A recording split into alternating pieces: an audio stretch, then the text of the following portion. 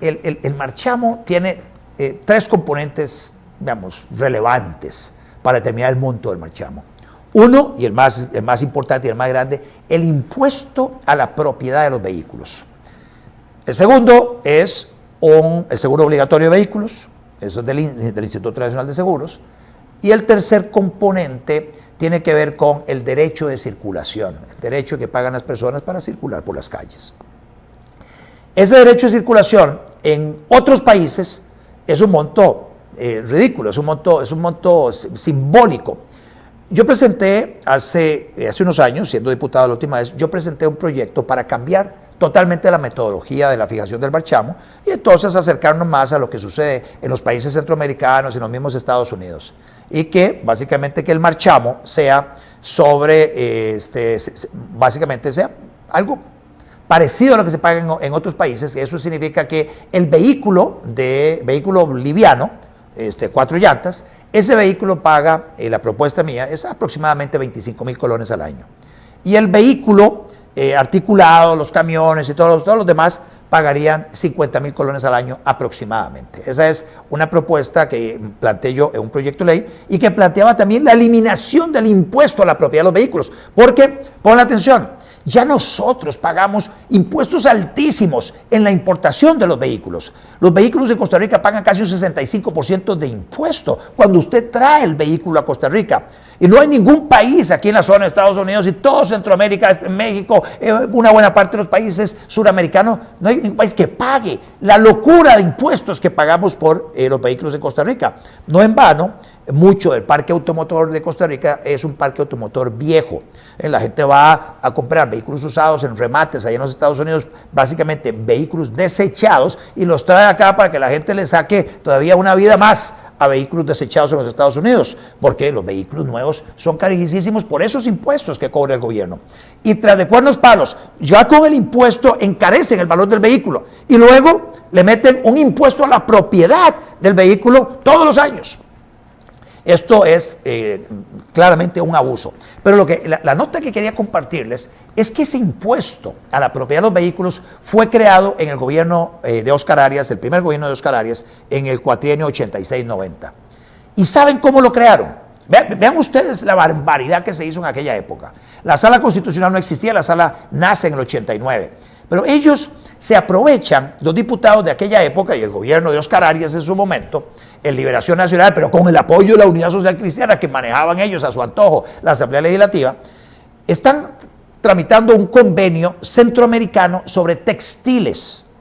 Convenios centroamericanos sobre textiles. En teoría, los convenios internacionales, los diputados no tienen competencia para hacerle modificaciones más que cláusulas interpretativas, pero no pueden modificar el fondo porque es el Poder Ejecutivo el que tiene la potestad de negociar ese tipo de instrumentos internacionales. Y los diputados dicen sí o no, aprueban o reprueban, y pueden incorporarle algunas cláusulas interpretativas sobre algunas disposiciones del articulado. Eso es lo único que pueden hacer.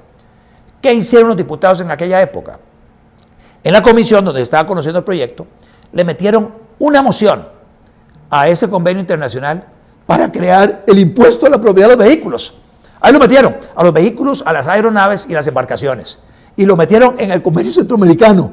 Y lo aprobaron. Le dieron los 2 debates y se convirtió en ley de la República.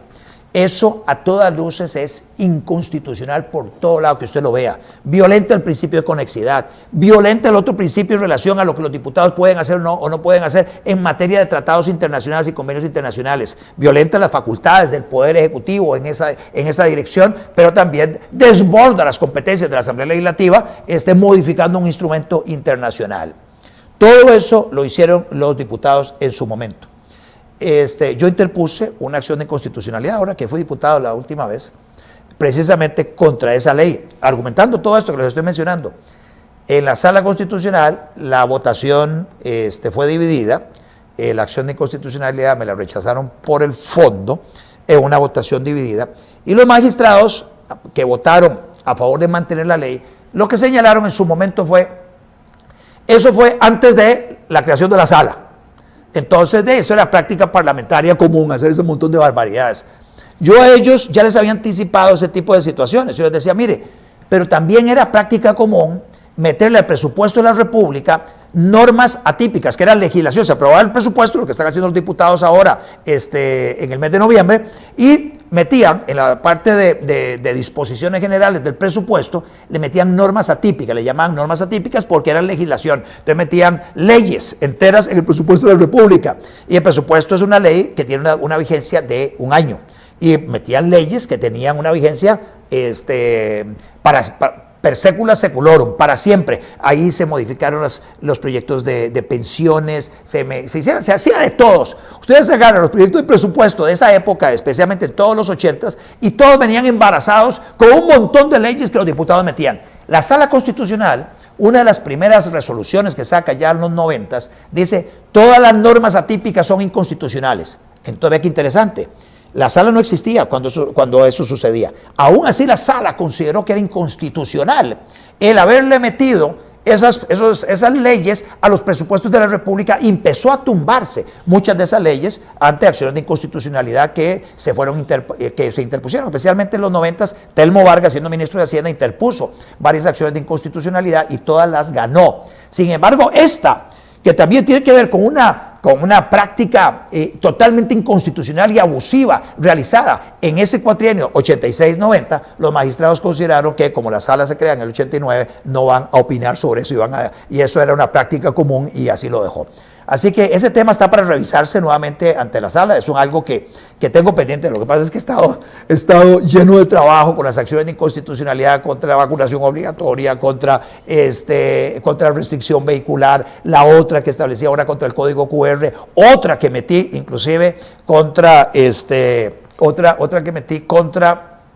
la multa de los 500,000 pesos para el cierre de los establecimientos mercantiles. Así que sí, he estado bastante ocupado, y todas esas acciones ad honorem para la ciudadanía, y también compartiéndolas para que las personas las puedan utilizar. Esta me queda pendiente. Esta sí es un temita sobre el cual quiero volver. La integración de la sala hoy es diferente a cuando se interpuso en aquel momento, y con base en la respuesta de ellos, yo quisiera anticipar las salidas de ellos y hacerles ver de que la ley que creó el impuesto a la propiedad de los vehículos es inconstitucional. Y para salirles al paso también en relación con la crítica, a la pucha, se le va a hacer un hueco a las finanzas públicas, sí, pero entonces lo que hay que hacer es reducir el gasto público.